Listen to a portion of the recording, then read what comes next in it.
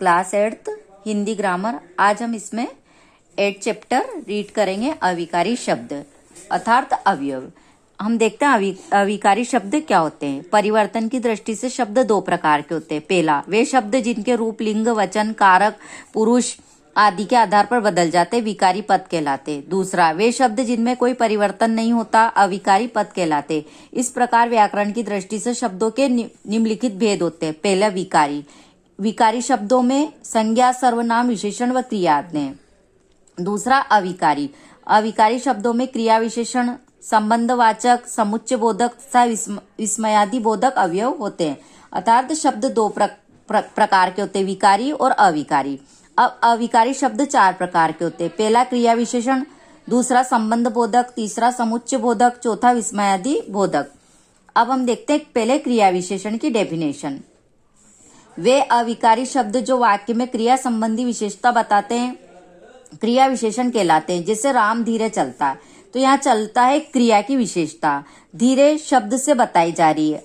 अतः धीरे शब्द क्रिया का विशेषण अर्थात क्रिया विशेषण है। जैसे राम धीरे चलता है, तो चलना तो एक क्रिया, और कैसे चलता वो धीरे, तो ये क्रिया की विशेषता बता रहा है। अब क्रिया प्रविशेषण। क्रिया विशेषण शब्दों की विशेषता बताने वाले शब्द क्रिया प्रविशेषण कहलाते हैं। जैसे राम बहुत धीरे चलता है, यहाँ धीरे क्रिया विशेषण है। शब्द की विशेषता बहुत शब्द से बताई जा रही है। शब्द की विशेषता क्या बताई जा रही है कि राम चलता तो है, लेकिन क्या बहुत धीरे चलता है, तो यह बहुत शब्द क्रिया प्रविशेषण है। अब क्रिया विशेषण के भेद।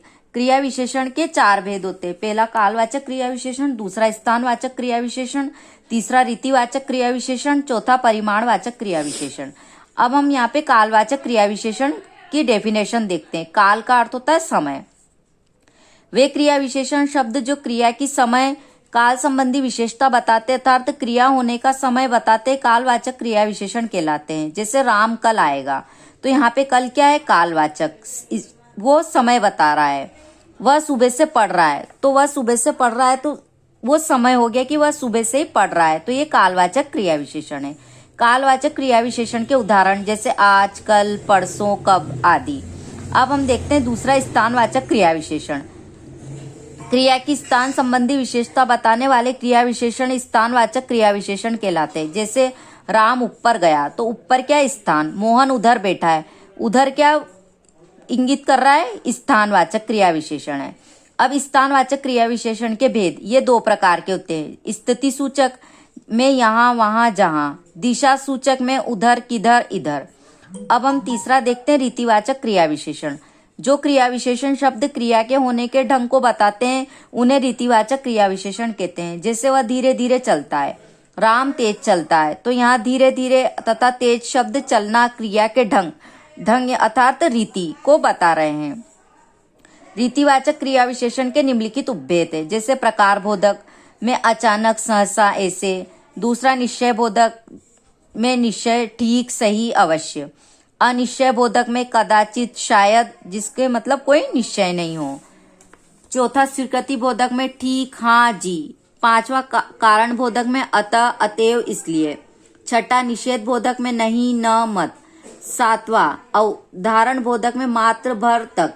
अब परिमाणवाचक क्रिया विशेषण। जिन क्रिया विशेषण शब्दों से क्रिया के परिणाम, नाप तोल का पता चलता उन्हें परिमाणवाचक क्रिया विशेषण कहते हैं। जैसे वह बहुत पढ़ता है, वह कम सोता है। परिमाणवाचक क्रिया विशेषण के भेद। पहला है अधिकता बोधक में बहुत, ज्यादा, अति।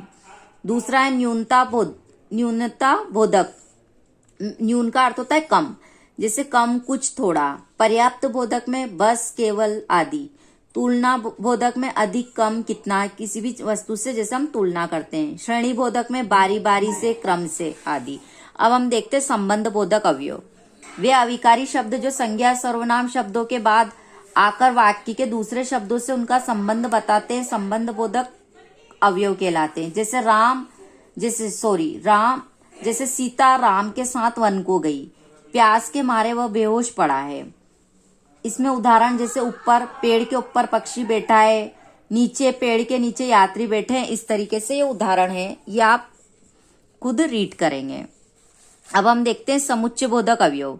जो अवयव दो शब्दों वाक्यांशों या वाक्यों को जोड़ते उन्हें समुच्चय बोधक या योजक कहते हैं। जैसे राम और मोहन आ रहे हैं, तो राम आ गया पर मोहन नहीं आया, तो ये समुच्चय बोधक अवयव है कि जो दो वाक्यों को जोड़ रहे हैं। अब समुच्चय बोधक अवयव के निम्नलिखित भेद होते हैं। पहला, संयोजक, दो शब्दों वाक्यांशों या वाक्यों को जोड़ने वाले अवयव और एवं तथा आदि संयोजक अवयव है। जैसे राम और लक्ष्मण भाई थे। वियोजक, इनके द्वारा दो शब्दों वाक्यांशों या वाक्यों में एक या दोनों का त्याग होता है। जैसे या, वा, अथवा। अब विरोध दर्शक, इस योजक द्वारा पहले वाक्य के अर्थ का दूसरे से विरोध प्रकट किया जाता है। जैसे पर, परंतु, किंतु, लेकिन, मगर। वह पढ़ता है पर बिजली नहीं थी। मैं आया परंतु वह नहीं आया। परिणाम दर्शक, इस योजक द्वारा जिस वाक्य को मिलाया जाता है वह किसी परिणाम की ओर संकेत करता है। जैसे इसलिए, क्योंकि, इस वास्ते। आज गर्मी बहुत है इसलिए नहीं पढ़ूंगा, तो ये क्या है? परिणाम दर्शक है। मैं आज यहीं रुकूंगा क्योंकि रात हो गई, तो ये क्या है? क्योंकि परिणाम दर्शक।